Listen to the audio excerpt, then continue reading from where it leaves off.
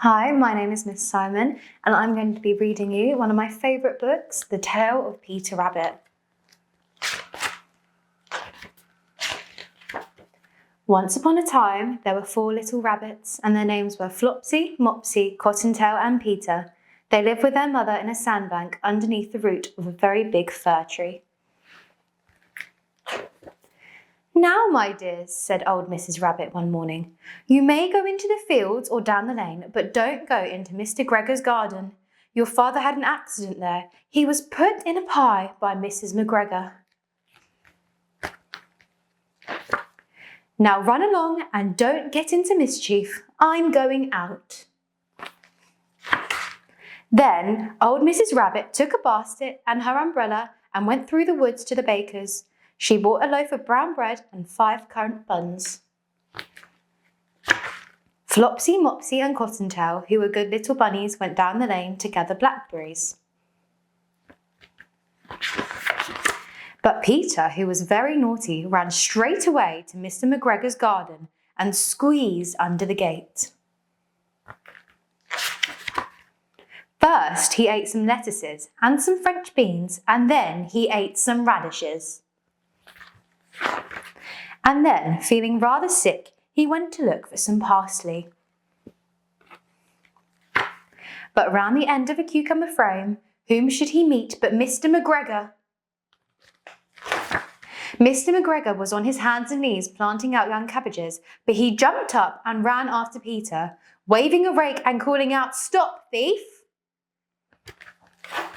Peter was most dreadfully frightened. He rushed all over the garden, for he had gotten the way back to the gate. He lost one of his shoes among the cabbages and the other shoe amongst the potatoes.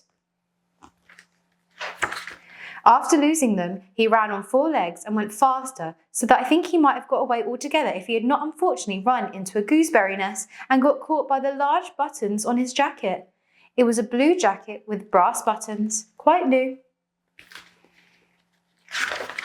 Peter gave himself up for lost and shed big tears, but his sobs were overheard by some friendly sparrows who flew to him in great excitement and implored him to exert himself.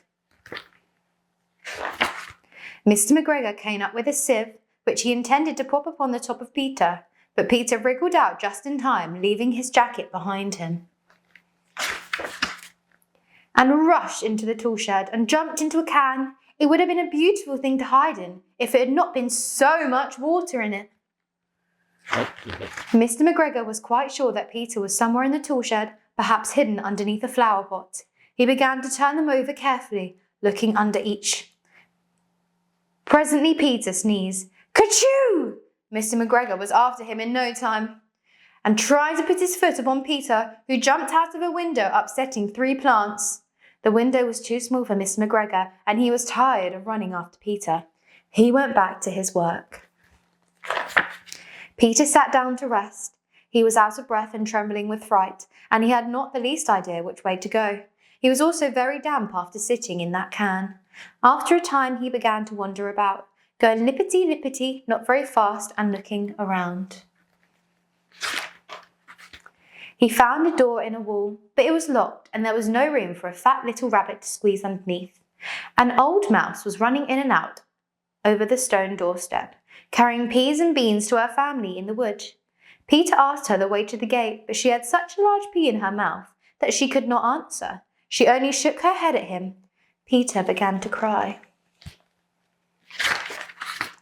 Then he tried to find his way straight across the garden, but he became more and more puzzled. Presently he came to the pond where Mr. McGregor filled his water cans. A white cat was staring at some goldfish.